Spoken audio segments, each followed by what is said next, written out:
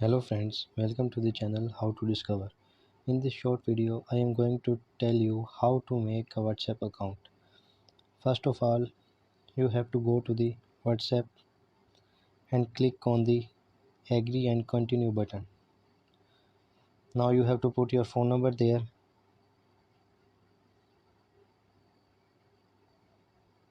and click on the next button. After this, WhatsApp is asking you to verify your number.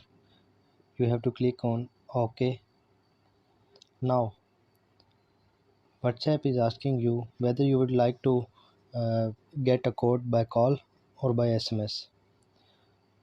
We can click on the verify with SMS.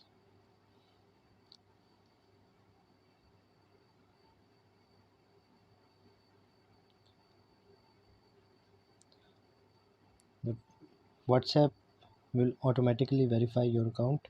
Now click on the continue button and press on the allow button.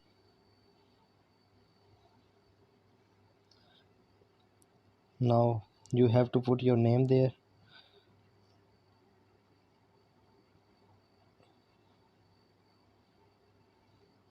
and click on the next button. Now your WhatsApp account is created successfully. You can see.